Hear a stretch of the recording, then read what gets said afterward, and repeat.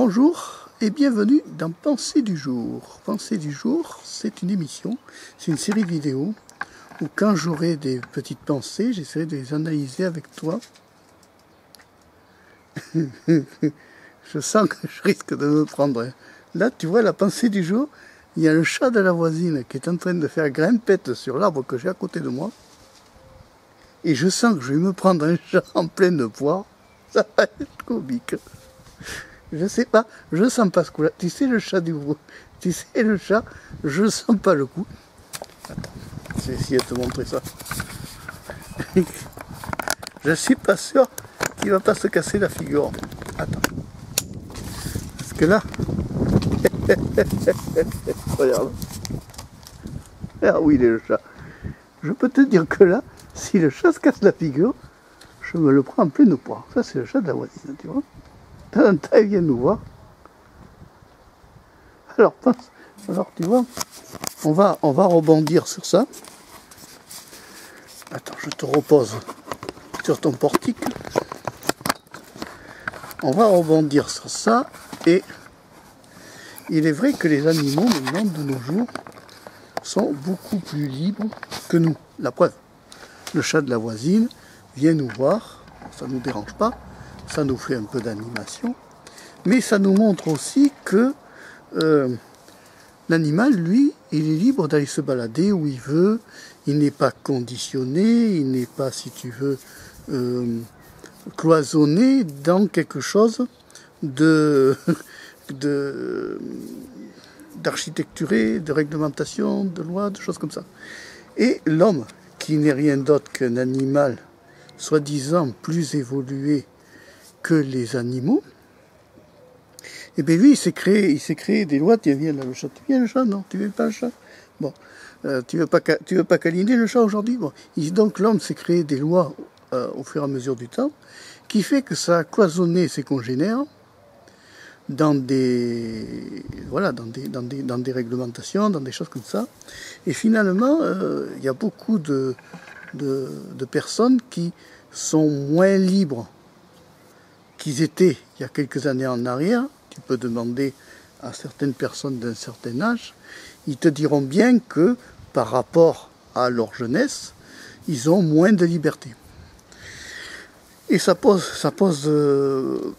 un peu une logique si tu veux, mais ça pose aussi un problème parce que le fait qu'ils soient privés de cette liberté, l'insecte fiche-moi la paix, voilà, tu vois, le moindre élément extérieur, l'homme est plus refuse des fois les éléments extérieurs.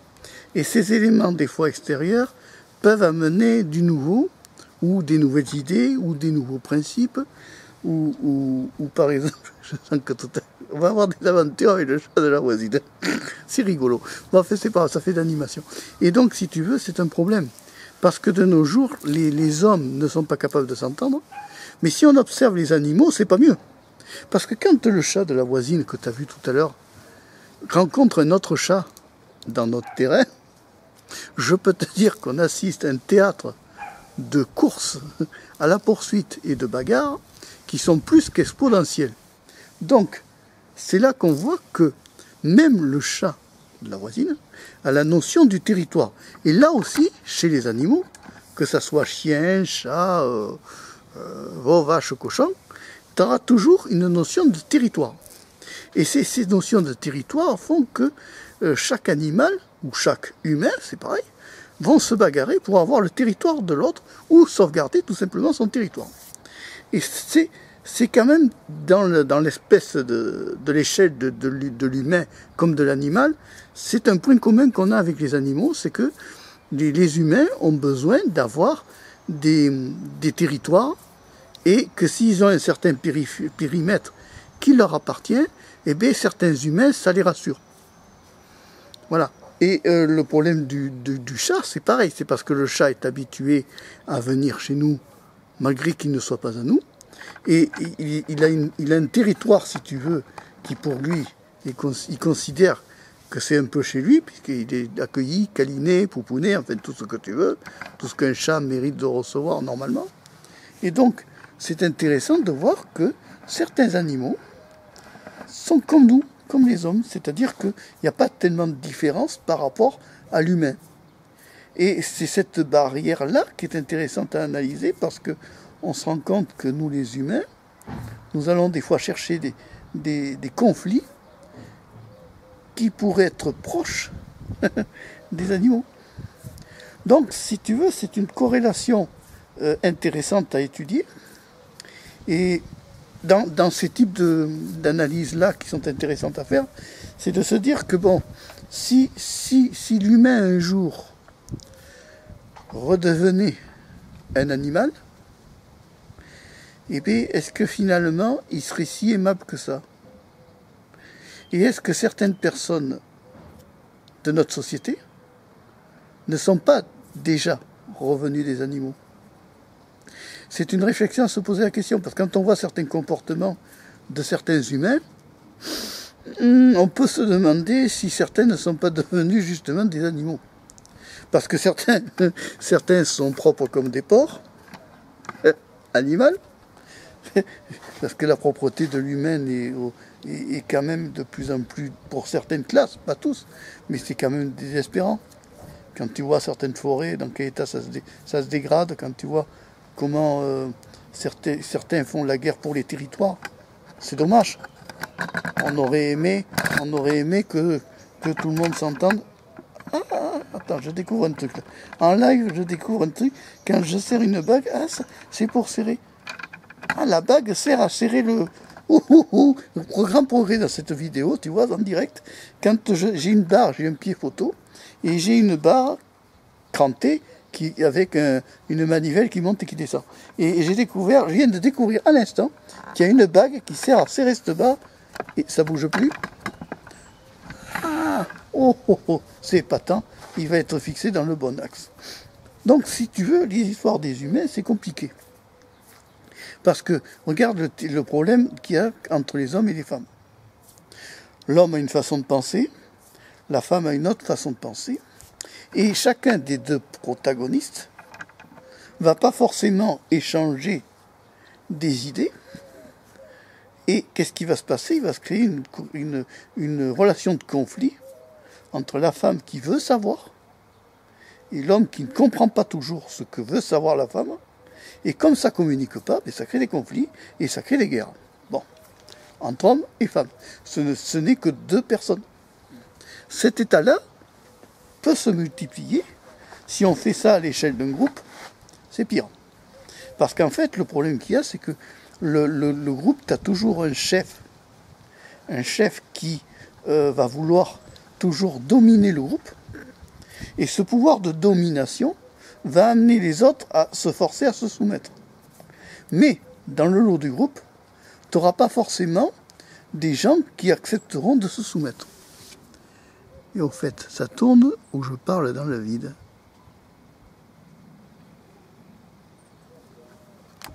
Oui, ça tourne. Ah bon, ça va. J'ai le point rouge. J'avais un doute. Oui, parce que quand je pars dans un développement intéressant, ça se répète que ça s'enregistre pas, tu comprends? Ça m'est arrivé 2 fois. J'ai eu le cas où j'avais tourné toute une vidéo et ça n'avait pas branché. Donc je me méfie maintenant. Donc c'est intéressant à étudier ça. Et alors, ce qui est intéressant à voir aussi, c'est que selon la classe sociale de la personne, tu vas constater que certains vont avoir peut-être plus d'arrogance, d'autres vont être plus nerveux ou aigris, par jalousie des fois, bien souvent. Et cette jalousie va amener à de la haine et de la méchanceté.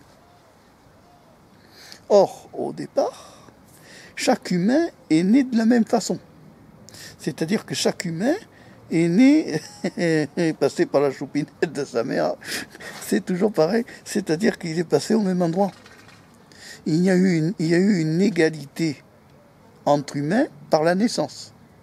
Puisque ça a été toujours la même façon de procréer et la même façon de sortir du ventre de la mère. Alors, à part ceux qui avaient des méthodes autres, insémination artificielle et autres, tout ça, mais pour ce qui est de la reproduction naturelle, ça existe comme ça. Et alors, le grand souci qu'il va y avoir dans le futur, c'est que comme plus personne ne communique entre eux, en dehors des réseaux sociaux, en dehors de tout ce qui est, si tu veux, Facebook, Instagram, machin, là, ça communique. Mais en réalité, ça communique mal. Parce que beaucoup de gens qui sont sur Facebook s'adressent à une photo ou à une image ou à ce qu'a publié la personne. C'est pareil pour Instagram. Il y a des Instagrammeuses qui ne publient que des photos, mais qu'est-ce qui nous prouve que ce ne sont pas des photos retouchées ou améliorées, parce qu'il est évident que dans les photos d'Instagram, tu vois pas beaucoup de cellulite. Ben pourtant, c'est un truc naturel qu'on devrait voir aussi dans les photos d'Instagram. Alors que ça prouve quoi? Ça prouve que l'humain a le pouvoir de modifier la vérité de son corps par la retouche d'image. Et c'est ça va amener à des problèmes. Parce qu'à un moment donné, à trop remplacer l'humain par une intelligence artificielle, ben ça va faire quoi? Ça va faire que tu as des gamins qui vont utiliser les intelligences artificielles soit pour faire un devoir, soit pour faire des choses bien. Mais je crains aussi que les intelligences artificielles servent pour des choses mal intentionnées. Et là, ça devient beaucoup plus inquiétant. C'était la pensée du jour, d'aujourd'hui. Je ne sais même pas quelle est la date du jour, pour te dire. Je mettrai la date de la publication, c'est pas grave. Donc, dans quelques temps, comme ça, je vais publier de temps en temps des vidéos que j'appellerai pensée du jour.